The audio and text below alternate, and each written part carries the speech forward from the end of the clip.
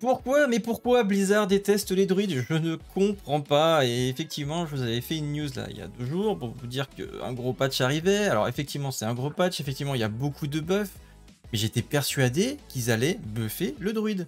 Mais non, non, le druide, ils l'ont mis à la poubelle. Bon, je ne comprends pas pourquoi. En tout cas, il y a pas mal de nouveaux builds qui devraient faire leur apparition dans la méta, mais probablement pas sur le druide. Allez, je vous passe en revue très rapidement le patch 1.4.3 pour la saison 4 de Diablo 4. Vous êtes toujours nombreux à regarder régulièrement mes vidéos sans être abonné, donc pour ne rien manquer, n'oubliez pas d'exploser ce bouton rouge, d'activer la cloche. Sur ce, c'est parti!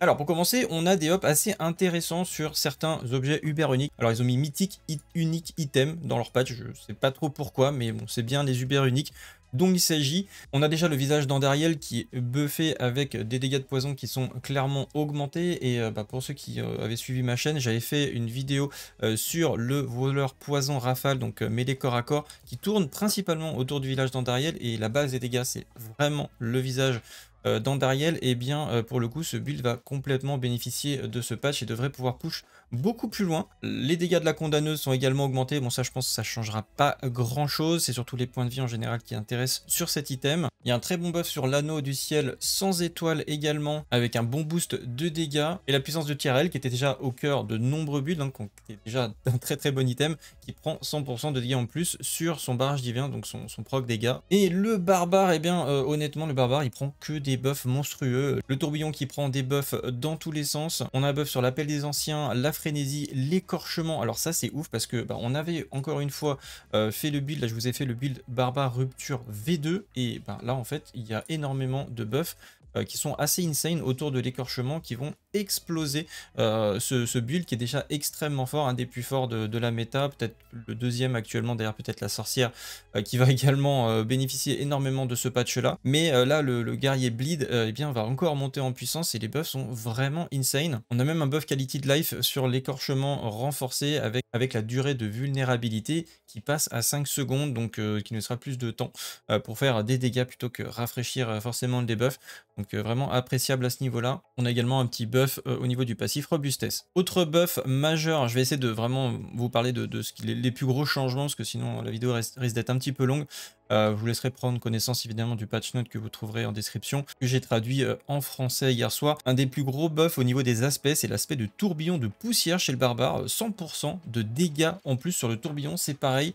On avait fait le build à ce niveau-là. C'est un des premiers que j'avais proposé sur la chaîne qui était vraiment très fort, qui reste un build très fort, que ce soit pour du speed farm, mais il arrive quand même à push pas mal. Là, 100% de dégâts en plus sur les tornades, c'est assez incroyable. Donc je vais voir si je peux vous trouver une V2 pour la semaine prochaine sur le build tornade, ainsi que des builds trombes, parce que à mon avis, on aura des builds trombes également qui vont arriver. Ensuite, au niveau du druide, eh bien, c'est la catastrophe. Franchement, le druide, je ne comprends pas ce qu'ils ont fait avec le druide.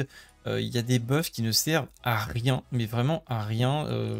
Montant des épines augmenté de 100%, esprit maximum de 20 à 40, ça ne change absolument rien actuellement, personne n'utilise ces trucs. Morsure arabique, dégâts d'empoisonnement augmenté de 25%, ça fait 0 dégâts ce truc, donc franchement je ne comprends pas à quel est l'intérêt de buff de 25% ce sort. Pulvérisation c'est pareil, bon c'est augmenté de 76%, vous ferez quelques clés de plus, voilà, vous irez un petit peu plus loin, mais ça changera pas grand chose et les problèmes resteront les mêmes. Alors on a des buffs etc, mais vraiment je trouve que ça manque d'ambition sur le druide. Il y a clairement des sorts qu'il faudrait rework ou booster beaucoup plus, parce que là en l'état eh bien le druide ne pourra pas faire grand chose en fait. Et c'est vraiment dommage parce que c'est vraiment une classe qui a, je trouve, beaucoup de potentiel et malheureusement qui est un petit peu sous-exploitée.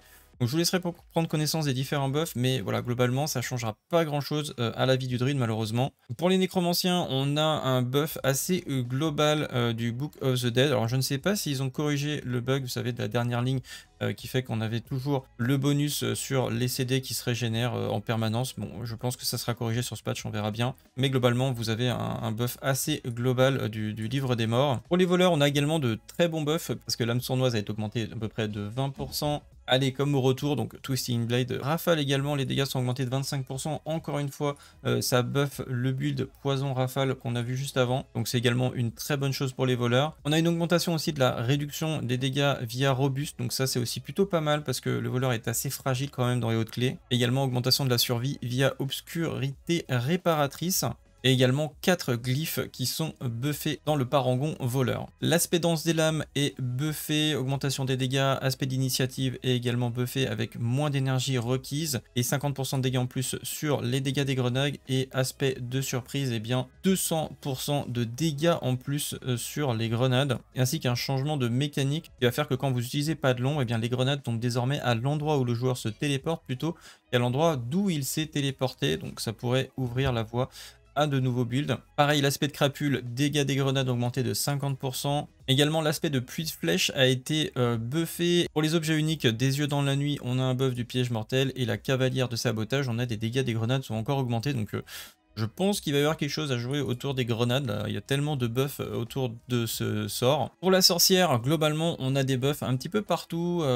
Sur l'armure de glace, l'incinération. Il y a même un buff sur dragon de papier avec les dégâts supplémentaires que vous prenez. Parce que c'est c'est un talent dit glace canon. Hein, c'est-à-dire que vous le prenez, en fait, vous augmentez vos dégâts, mais vous subissez plus de dégâts. Et bien, l'augmentation de dégâts a été portée de 9%. Elle est descendue à 6%. Donc, ce qui ne manquera pas de rendre un peu plus tanky les autres builds que sorcière immortelle, puisque bon, bah, ça ne changera pas grand chose sur ce build là, mais globalement c'est un très bon buff également.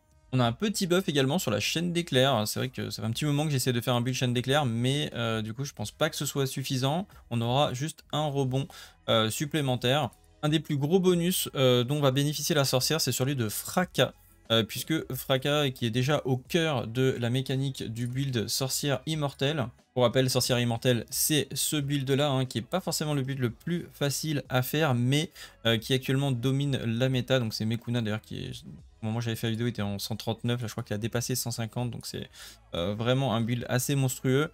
Il faut savoir que le shatter qui est ici dans les arbres de talent, eh bien, on ne sait pas si c'est un bug ou quoi, mais il prend en fait une grande partie des dégâts de dot restants au moment de la mort du mob et ça fait d'énormes dégâts en AOE. Donc c'est assez monstrueux en fait les dégâts qui sont produits par Fracas. Et donc du coup, bah, c'est ça qui permet aux sorciers de potentiellement avancer dans les clés. Et puis on fait beaucoup de targets pour essayer de choper des boss avec des adds pour essayer de les faire exploser à côté du boss pour bénéficier justement du Fracas. Et bien ça passe à 30% et donc du coup ça fait un énorme buff. Potentiellement ils vont pouvoir gagner 2 ou 3 clés uniquement avec ce buff là sur la fosse, mais comme vous pouvez le voir il y a énormément d'autres buffs à côté, donc là la sorcière devrait vraiment bénéficier de ce patch à peu près au même titre que le barbare, hein, qui a eu beaucoup de buffs à ce niveau là. On a également que des buffs quasiment sur les objets unis, que ce soit Cotter, le camé débordant d'Estosa, le bâton de rage éternel, les gants de l'illuminateur, ce qui permettra peut-être la création de nouveaux builds. Pour la fin de jeu on a également eu un nerf de la santé et des dégâts du pour pouvoir atteindre plus facilement le palier 60. Donc bon là je pense que c'est bizarre qu'il fait ses statistiques et qui remarque qu'une bonne majorité des joueurs ont du mal encore à atteindre les paliers 60. Donc je pense pas que ça nerfera les paliers vraiment supérieurs, mais l'objectif je pense c'est pour que tout le monde ait accès plus facilement aux composants de fin de jeu. On a un nerf également sur les boss tourmentés, donc je comprends pas trop pourquoi, parce que c'est pas vraiment un problème. Donc c'est-à-dire Lilith, c'est-à-dire Uber Lilith, Uber Varshan, Uber Zir, etc.